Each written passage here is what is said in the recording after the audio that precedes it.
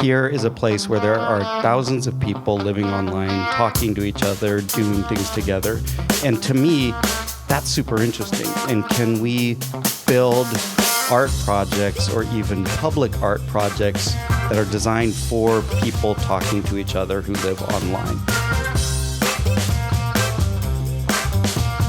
I'm Sonia Manalili, and this is The Art Angle, a podcast from Artnet News, where the art world meets the real world, bringing each week's biggest story down to earth. The landscape of technological advancement in the art and design world is constantly evolving at a rapid pace. In recent years, we have witnessed the emergence of groundbreaking concepts like the Metaverse, NFTs, and easily accessible AI available to anyone with an internet connection. Amid this rapidly changing landscape, it is crucial to evaluate the success and relevance of these platforms as they exist now and how they might evolve in a future we are just beginning to comprehend. To delve into the significance of these technologies, Artnet and Morlach Whiskey organized a captivating panel discussion titled Offscreen, the Current and Future State of Art, Design, and Technology. This engaging conversation brought together multidisciplinary artists Trevor Paglan, Khyati Trehan, and Sebastian Errazuris to share their insightful perspectives on the evolving digital domain. Thank you so much for joining us for Offscreen, the Current and Future States of Art, Design, and Technology. I am Sonia Manalili, the executive producer at Artnet News. And I'd also like to thank our partner in this talk, Morlach Whiskey. Thank you so much. In our rapidly evolving digital age, the landscape of art and design are continually undergoing transformation. Traditional notions are challenged and new possibilities are unveiled as technology becomes an integral part of the creative process for many artists. Tonight, I'm excited to speak with these esteemed artists to discuss how they are using technology in their practice and how they envision current technology will evolve. Since we have such a short time with them, I'm going to go ahead and delve into three main topics, which are the Metaverse, NFTs, and AI. Before we start, I would like to introduce the illustrious guests. To my right, I have Trevor Paglan. Trevor is an artist whose work spans image making, sculpture, investigative journalism, writing, engineering, and numerous other disciplines. His work has been in the Smithsonian Museum of American Art, the Metropolitan Museum of Art, and the Tate Modern. He has received various awards, including the MacArthur Genius Grant in 2017. Hi, Trevor. How are you doing this evening? Fantastic. Thank you for having me. Thank you for coming. In the middle, we have Khyati Trehan. Khyati Trehan is a graphic designer and 3D visual artist. Her career covers a multitude of disciplines. She has created imagery for the likes of the Oscars, New York Times, Apple, and Google. Thank you for joining us, Khyati. Thank you. Happy to be here. And at the end, we have Sebastian Errazuris, a designer, artist, and tech entrepreneur who's had his large-scale public art installations in Times Square, the new museum, and Chile's National Stadium. His art and design works have been showcased in more than 100 exhibitions and included in permanent museum collections around the world. Welcome, Sebastian. Thank you for joining us. Thank you so much. So let's start with a topic that has kind of fallen out of conversation in the world of technology, and that is the Metaverse. But I am curious to see if you think that it still has potential and what potential that could be. Khyati, you created a project called Meet Me in the Universe, which you created 3D renderings of a Conran pirouette coat stand and introduced it to various brightly colored objects, and eventually they merge and spin and dance in the form of a mobile. First off, how do you define the Metaverse? I think I had a pretty long and hopeful and positive definition maybe 2 years ago, and that's changed because I think the promise and the idea was so interesting in the beginning, but it kind of boiled down to VR for the web in most cases, and I think the gaming industry is a great source of inspiration. So how I define it now, after all its applications or non-applications, is a little fuzzier. It's not a place in my mind or like an application. It's perhaps a changing relationship with technology and how we use it. And if I had to be like super tangible with it, it would be the way that we associate value to digital things in the same way that we associate them to physical things. And it could be like monetary value. How much am I willing to pay for something that's digital versus physical? And I think the gaming world, I don't know too much about it, but my husband's really into gaming, so I get to see secondhand how relevant that is. And also the mental value. Like, do I feel the same way when I see something in a digital space that I do in a physical space? I think like one concrete example that I can come up with is I'd done this project with Vogue, and they created this meta ocean experience, and we built these 3D sculptures. Again, it was like VR for the web. But when you're like going through the space, going through the ocean, and then you discover your sculpture, that was like a delight. And I wondered if I would feel the same way if I was walking down Times Square and I saw my art on a billboard. Like, is that the metaverse? I'm not sure. We had a Metaverse explainer episode that our amazing colleague Tim Schneider hosted, and he was speaking with Tina River Ryans.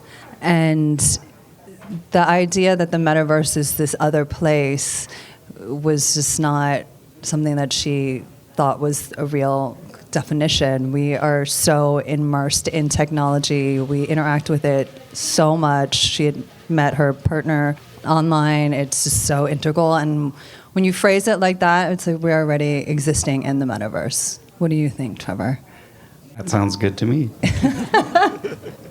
Sebastian? I think the notion of a metaverse is very old, very promising. The idea that an artist, as opposed to a film writer, doesn't need to sell their work to one single person, but could potentially have a variety of people pay them for experiencing their art is fascinating, right? Because you're no longer selling to one, you're instead being paid for the experience.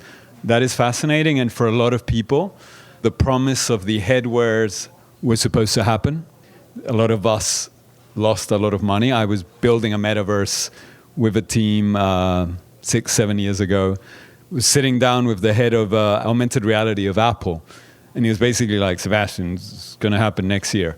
And we've all been hearing that promise forever. It eventually will happen, and it will be fascinating.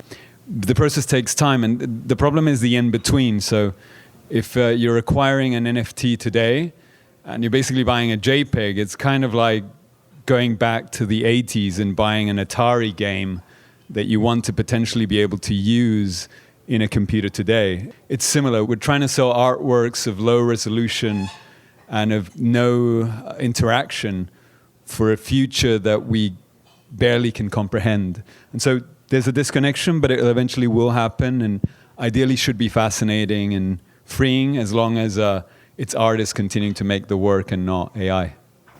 When you say it'll eventually happen, how do you envision that happening? So most people divide it between augmented reality and virtual reality. So augmented is our reality as now, but enhanced with extra things, which could be everything from data to sculptures that we're seeing here, all the way to disconnecting this and maybe being in the North Pole or a starship with other elements. That depends entirely on the quality of the headset, which is getting better and better. You don't get it dizzy, etc. But eventually the tech will get there. The moment the tech gets there, it will be fascinating because all of a sudden you won't have to maybe worry about the interior design of this place.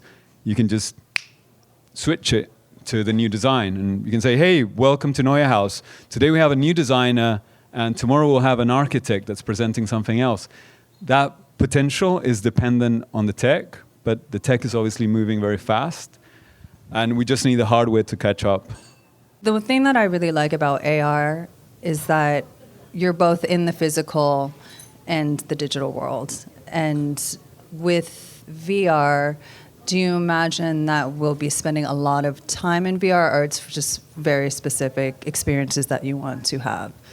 Some of the fears is that we'll spend way too much time, which People have been afraid of that since the 60s, right? It's like you're watching too much TV and now you're spending too much time in front of your video games. We might end up spending the same amount of time. Ideally, the experience gets better. The problem is going to rely probably in the moment that if there's less jobs and less people getting well paid and more people on a universal basic income of sorts, there's just going to be more people plugged into a reality to avoid their current reality. And that might be a bigger sort of substantial change. I was trying to think of a word that describes that, and it's like escapist. Are you moving into a space of imagination, or are you escaping the real world? It feels like it can have positive and negative ramifications, both. I have an Oculus. I don't use it much. And I think that kind of illustrates how the hardware hasn't caught up, because the experience is like it causes a headache. So even if we talk about these in like these conceptual terms and we get all excited about it, when you're doing the thing, that's when you can really talk about how it is in today's time. Do you have an Oculus, Trevor? I do have an Oh, you Oculus. do? Do you game on it? No. We were trying to build for a while in the studio installations that could show you scale in a way that's not possible, like in physical spaces. But we kind of abandoned the project after a while because we just didn't like having shit on our heads. So now we're going to move to NFTs.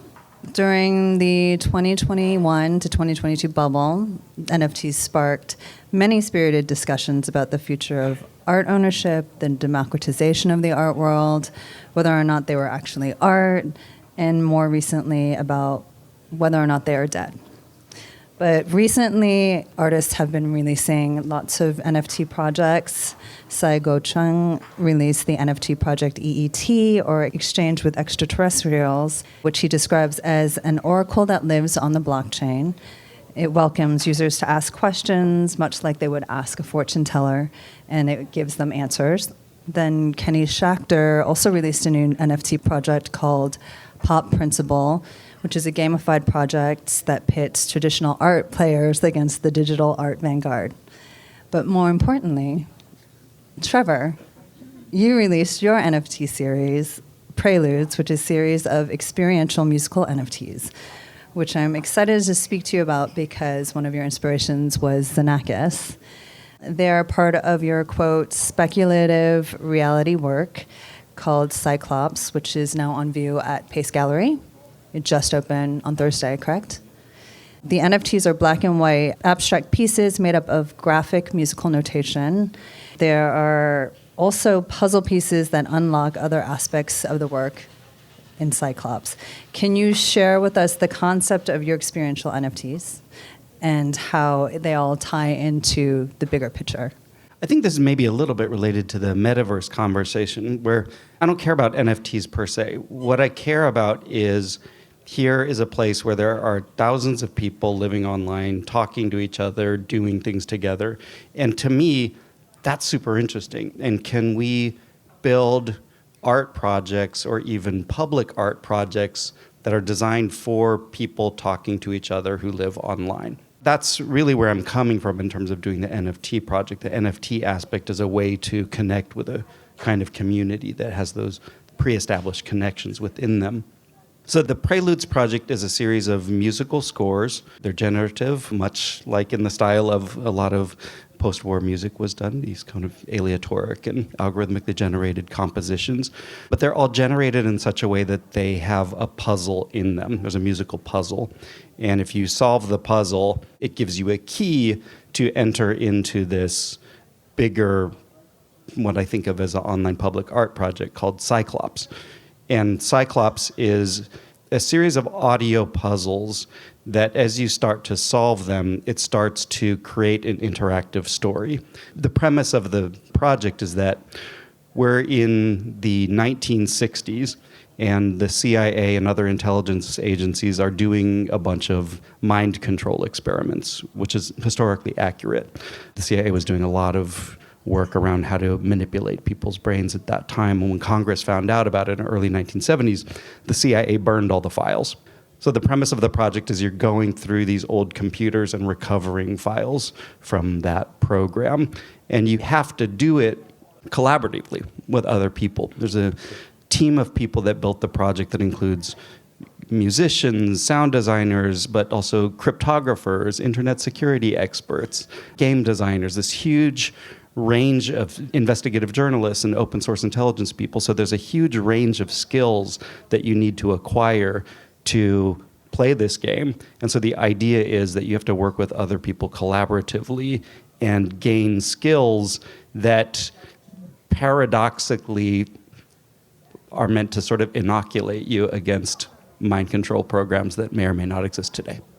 What I find really interesting about this project is many things, but the idea of community, engaging a community, and then also the idea of the interactivity with NFTs. And I think the interactivity with an NFT is the next evolution of digital art and NFTs will be. And I think we can go so much further, in terms of like collaboration and collective problem solving is such a more fruitful type of engagement. And so for me anyway, like in my own history, that's so much more satisfying. And so that's really interesting in terms of developing artworks that try to have that sort of interaction. I've only done a few NFTs.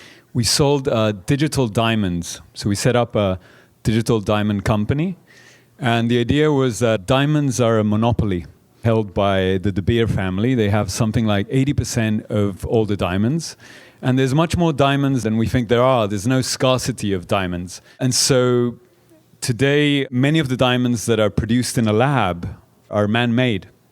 So there was something very fascinating about the creation of value by restraining the access. My team started working and we created NFT diamonds and managed to sell digital diamonds at the price of real diamonds, which was incredibly fun just for the sake of it. It's always fun to fuck with people. And there was something fascinating in how absurd the whole thing was. I mean, it's as absurd as buying a diamond that theoretically gets devalued the moment you take it out of the shop. There was something fascinating here. The difference is each one of them continued to change, and because there's a general care about the environment that you would have similar to the one you would have maybe mining, right? There's literal miners in the NFT community. So there was something fascinating in being able to therefore create a diamond that could then pay for the costs of all of the miners and so on. I think, again, most of the technology of these artworks will not resist the pace of change. 10 years from now, we'll be looking at artworks that will be interacting and they will be all around us. They'll recognize us. They'll differ from us and be different from how they are to each one. And so many of these just won't exist, like video games, literally, that you'll get Pac-Man to maybe survive and a few others. But I think it's the space for the ideas and the search of conceptual games that can enhance other people's imagination that we can continue to contribute there as artists. Do you see yourself doing another NFT project? Not for now. No. Mm-hmm. Okay. And do you see it remaining as an NFT as we know it now, or do you think that we'll just continually call it NFTs, but it'll just evolve as the technology evolves? Sure, and NFTs as a word is already slightly tainted. There's a variety of initiatives trying to change that. With some friends, we're trying to do an NFT IP, trying to add IP to the file, and therefore that you could actually own the rights to something in a different way. So there'll be variations of the concept, the phrasing, etc. Again, it needs to be the quality of the work that changes too, right? If the vast majority of NFTs are a bunch of JPEGs that are horrible, I mean, today you could just go into DALL-E and get better results in a second. And so it really is the responsibility of the artist, once again, to create work that is thought-provoking enough that it can continue to stand the test of time and maybe continue to be in a collector's home or in a museum because of the story behind, because of what it meant for the context and the time. Khyati, I know you have created some NFTs. Do you see yourself continuing to create them? Or in a different capacity? Eventually, perhaps, but I think my relationship to NFTs is a little more like pedestrian compared to Trevor and Sebastian. For a lot of us digital artists, it was really this is R&D that I make. Now NFTs give me an additional purpose. But what I find exciting about the space, just as someone who's like on the circumference of it, maybe not in, not out, is what immersive is to the art world. It feels like mechanics are to NFTs, and what both of you were describing is like there's a key, there's an if and then function basically going on. And it feels like that's the story of the art, but the way that you interact with the art is also the story of the art. So I have some ideas that I would love to try out. Like one of them I'll share. Hopefully nobody steals it. I'm okay if anybody steals it. But we haven't recorded, so if someone steals it, we know that it's your idea. Yeah, I mean, something as simple as if there were only like 2 editions of an NFT and the artwork is about relationships, and it takes 2 people to have a half-an-hour conversation to be able to unlock the artwork. So the process of accessing the art has to do with what the art communicates. It's super simple, but I think I'm excited more about the mechanics than what that might be. It's interesting because as you were describing it, I could see your work. It's 2 pieces interacting with each other and unlocking. So yeah, we're I like think brainstorming here right now. It's pretty cool. I feel like that would work really well with your aesthetic. So we are ready to move on to AI. It's a huge topic right now. Actually, Sebastian, you did a project with Morlach using AI, and you trained the machine with specific words, and it output 3 AR sculptures, which were distillation apparatuses. They looked to me part classic sculpture meets steampunk. And so could you share with us what that process was like, training the AI and creating something with it? Again, very thankful to Morlach that's helping sponsor here. It's always great when a new brand comes in and starts helping all artists, so we have to celebrate them. In this case, what was fascinating was instead of following our own intuition or egos as an artist, was to instead stand back and ask AI to define the brand, define what it meant, describe its distilleries, describe its locations, describe its place in Scotland, etc., and then ask it to convert that into images that could represent an atemporal sculpture that we wouldn't necessarily recognize if it was made in the 1920s or today. It was fascinating to do a hands-off project. At the time, it was called State of the Art, and the idea was that it's a state of the technology, state of the art of the technology as an example of exactly what was possible then. If we were to continue doing that same exercise every 6 months or 1 month, we would probably see the speed at which it continues to vary and change, and the way in which it gets more sophisticated, more fascinating, maybe more precise, and so on. So there's something very nice in almost if one was to save prompts and then understand later what a prompt means to an AI that has evolved, or on the contrary, understand how we've evolved to understand the prompt. It's such a fascinating subject for now that we're treating it in a very basic manner. We just give the AI a bunch of phrases and we're almost like a child expecting information. And it's fascinating because we tend to think that AI is a reflection, that the current chat AIs are a reflection of the engineers that built it.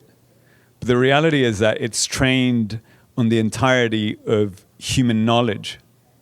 And so it's much more a reflection of us as humanity.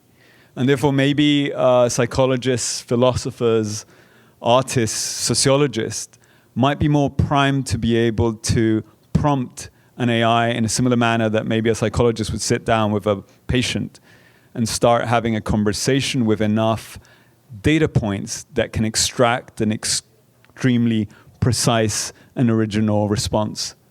And so there's something fascinating there in which we might be going to, or kids might be going to AI prompt schools, and we might be trying to understand how to get the machine to reflect back not only its current state, but a reflection of what we are and who we are as people and as a culture.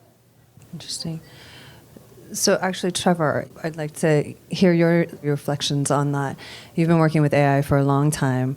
So when you started working with AI, what was your experience like with training it and prompting it, and how have you seen it evolve and change throughout your creative process? Yeah, so I've been working with AI for quite a long time. You know, back in the day, we were making generative images, but we would have to build our own training sets, our own generators, build the whole thing up from scratch. And I was trying to build them in ways that were allegorical, right? So I was trying to build AIs that were, based on Freudian psychoanalysis or the different kinds of allegories that humans have used to try to make sense of the world. Trying to build AIs that had logics that were fundamentally qualitative rather than quantitative. Since this generative turn in AI, my thinking about it has evolved as well. And now I guess what I'm really interested in is that experience that you described, which is that the aesthetic feeling of interacting with an AI is one of interacting with something that is supernatural, because it can do things that you can't do, and therefore I think that we subconsciously want to endow it with a kind of power. And I was thinking about the fact that puts us in an extremely emotionally and psychologically vulnerable position, right? When we're interacting with something that we think is smarter than us or that is more intelligent than us or what have you. And so I started thinking about, we're quickly moving to a world where much of the content that we interact with, whether that is language or images, will be generated on the fly for us based on our metadata history. You and I, in the very near future, might watch a movie on Netflix, and that movie is different based on what Netflix thinks that we want to watch. So now add capitalism to that, right? So that movie will be modulated according to your desires in such a way as to try to extract as much value out of you as possible.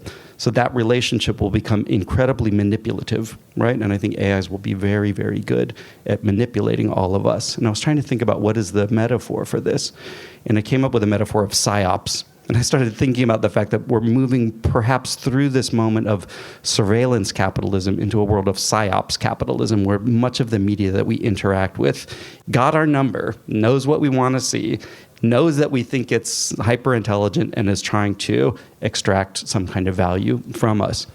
So I just opened a show last week at Pace Gallery, and the show is called You've Just Been Fucked by Psyops. Now, in the background of it, I'm thinking about AI, but when you look at the content of the work in the show, there's nothing using AI generative work at all. The centerpiece of the installation is a former Air Force counterintelligence officer whose job it was in the 1980s was to create disinformation about UFOs. Sounds totally insane, but he was protecting like laser experiments and stealth airplanes, all kinds of weird stuff at this military base out in the desert. People would see weird stuff in the sky and say, "What are you guys doing there?" And he would say, "Let me tell you the truth. We're doing UFOs." And he would create these fake documents and give it to them, and sort of ended up writing a lot of the plot of the X-Files, right? Over the course of the film, he's talking about, this is exactly how you do it. This is the things that you need to have in place in order for somebody to believe that what you're saying is true, right? So he talks about that process of manipulation. The other side of the thing is that he says, and although it was my job to create disinformation about UFOs, UFOs are totally real, and let me tell you all about them, right? And so when you're interacting with this guy, you end up in this very weird headspace where you really can't tell what is truth, what is not, and you know that you're being manipulated. And to me, that felt like the perfect allegory for the next moment in AI that we're moving towards very quickly, and being taken advantage of by our prior beliefs. Sebastian, you're actually writing a book about AI. Do you feel that AI is moving in that direction as well, or do you feel that we have a little bit more agency in that? I think we have no idea how fast it's moving. Basically, you have a whole bunch of people building this, that it's in their best interest to tell you that it's all going to be okay. You have the people that are talking in front of the US Senate saying that we actually have to be careful about it, that really what they're doing is they're lobbying to make sure that only a few companies get to be in control of the technology. And the vast majority of the population doesn't want to see it because it's hard, it's difficult, and it's almost like an annoying alarm clock that is ringing and ringing and ringing on snooze, and no one wants to wake up.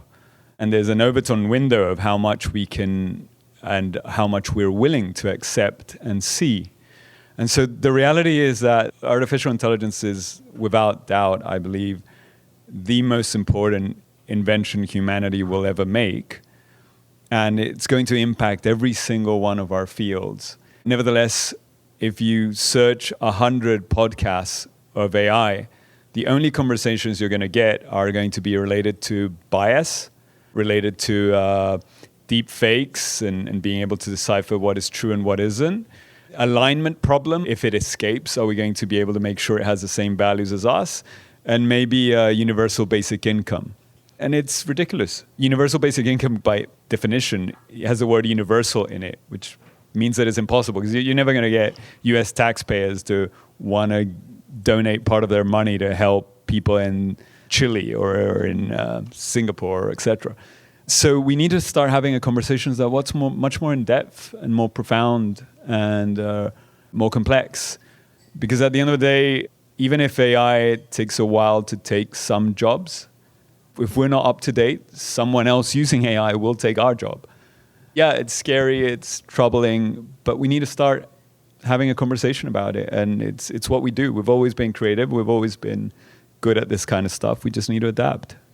So what do you think a healthy relationship with AI and how to move that forward in a responsible, productive way and creative way? I think we need to run towards it. So first, blocking it makes no sense. Keeping up to date once a month makes no sense. This thing, there's daily updates on what it's doing. And I would just try to say, okay, this is like going to the gym. I need to check up on it 3 times a week, see where it's at in my field, and try to start taking a little bit of time to use it and play around with it and become familiar with it so that it's not something foreign and so that we're a part of it. And as it's happening, at least at the very beginning, there will be enormous amounts of opportunities. And so why not be part of this enormous new market that's going to grow? I think people need to embrace it. It's the only thing we can do. And then the rest, we are going to have conversations about our data privacy. Today, it might feel okay that companies have our purchase information and our browsing history and all that. But the moment they have your conversations with an AI, they start having your ideas. They start having you, right? It's like your private, personal conversations. We don't know what's happening with that stuff right now. We don't know if it's all being filed under each one's name. And so if we don't own that info, someone else does. And so we need to start having conversations so that we can lobby around that, generate the necessary legislation, and in parallel, adopt this stuff as fast as possible so that we can hopefully benefit from it. Khyati, have you adopted it into your creative process? Just full disclosure, I work at Google, so it's a large part of my work. But outside of that, in my practice, I have. But when you mention like these instances, I think about my mom. Keeping up to date is such a large part of securing a kind of future in today's, time. I wonder if we'd require like a body that needs to do that job to make it simpler, to make it more accessible, to make it bite-sized and easy to explain how it can benefit. Or maybe it doesn't benefit her right now, but she still needs to practice some kind of engagement with it. Forever ago, I did a project with DeepMind, and I think that project stayed with me because they were talking about applications of AI that I have not encountered. Very specific, like protein folding, what takes 2 years to figure out, they figured out in 2 minutes, and it benefits the researchers. And the researchers aren't at that point thinking about, will this replace us? Their thinking is, we can just move faster. That's also a very specific space. Or like nuclear fusion automation, which is impossible to do because the coils of a tokamak change like 1,000 times per second, which a human person cannot, monitor. And my job was just to make illustrations depicting the work that they're doing, almost like a marketing task. But every time I had a conversation with the people that are, writing these algorithms and are deep into the work, it was always followed up by another calendar invite on my calendar with the bioethicist, who would tell me about, the kind of work that they're doing with policymakers and lobbyists, so that they never forget to ask the question, just because we can, should we? And I don't know if capitalism allows for that question. So I think this was a unique lab and experience that's kind of stayed with me. Yeah. You use AI in so many different I use AI in a lot of ways, but I just have to say, at a societal level, the idea of running towards AI is fucking insane. I'm sorry, I just I understand what you mean. I think you're talking about individually, us trying to work with it, but we're seeing a very small number of companies running towards AI, and even at these companies who have not shown themselves to be good actors in terms of cultivating democracy, justice, and the kind of societies that we want to live in, even they're extremely concerned about what they're looking at and saying, this could have dramatically horrible impacts on society.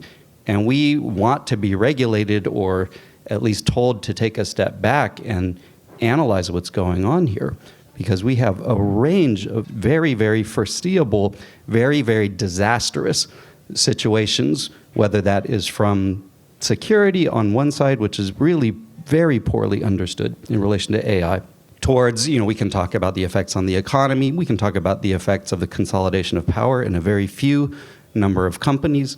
There's so many different points that are flashing yellow saying caution, caution, take a step back, figure out what the fuck this is going to do. Think about it closely. In retrospect, it was a terrible idea to run towards the fossil fuel industry. It was a terrible idea to run towards nuclear weapons. And I think we can probably learn from those historical examples, ideally, and say, when we're looking at something that has the power to so dramatically affect society, we might want to think about what it is that we want to do here. I'm going to have to answer to that. Basically, there's no running away from AI. Oh, I agree with you. There isn't another planet to run to. So there's no running away. And basically, if this thing is going to spread like wildfire, you might be aware as fast as possible of what it's going to do. The book starts with a little quote that says, how do you escape a bear attack? And then it says, you can't. You can only run away faster than the rest of them. And here, the way of running faster than your competition or your colleagues is running towards adoption. Now, of course, we have to be extremely careful, which is why I'm talking about the need for pushing these ideas for legislation and so on. But we can't legislate that which we don't understand. We can't prepare for that which we do not understand. And so blocking it right now isn't doing anything. And so unfortunately, I think we need to start wrapping our heads around what this is. That doesn't mean maybe giving all your data to it or deciding to bet everything on AI. But we're about to see the biggest wealth creation in history, bigger than the internet and the digital phones combined. And everything is going to reshuffle. Within that, the arts too. The bigger threat for the arts is not so much, are we going to be forbidden from making art? It's simply, will making art continue to be satisfying when an artwork created by an AI is exponentially better than our own? That's when it starts getting really tricky. When what we make feels so flat, so boring, so one-dimensional, and when the audience starts preferring what the AI does, that starts to be a problem. So right now, there's a series of articles that were calculating the success amongst readers of articles written by an AI versus articles written by a person. And right now, this particular group had something like 40% more readership online in the articles written by an AI. That's a problem. If you're a writer, you want to get informed about how the AI is constructing that and not just look around and continue to work as usual. I definitely agree with that, and that's what I was trying to allude to with this world of psyops, like coupling that, the aesthetic experience of interacting with AI, which we both agree is very powerful, and just thinking about what is the motivations on the other side of that experience, right? As a silver lining, really quick, I don't want to be the doomsday person. There are many opportunities, right? So if an artist had been mainly focused on aesthetics is something AI does really, really well. And so the idea is if you start understanding how this thing functions and the iteration of visuals is something that's easy for it, well, maybe you need to go back into concepts and ideas. And so if you go back to stories, you were telling us about the stories behind the artwork that give it meaning. Well, maybe we just need to start tweaking which aspects of our practice are the ones where there are bigger moats between us and tech, and try to focus on those, understanding that many of the others will be creeped up upon by the tech. It's interesting as we think about this with art. Whenever new technology is introduced to it, there's always these amazing, complex conversations that are happening, and obviously right now it is AI. As much as I would love to continue on, and I think it's time to wrap this up, so I'd like to thank Trevor, Khyati, and Sebastian. Thank you so much. I'd like to thank Morlach Whiskey, and I would love to thank Neue House for hosting us. I hope you guys enjoyed the conversation and learned a lot. That's it for this week's episode. If you like what you hear, you can subscribe to the show on Apple Podcasts, Spotify, or wherever else you get your podcasts. Also, take a moment to rate and review us. It will help other listeners discover what we're doing. The Art Angle is produced by me, Sonia Manalili, Caroline Goldstein, and Tim Schneider. Thanks for listening, and see you next week.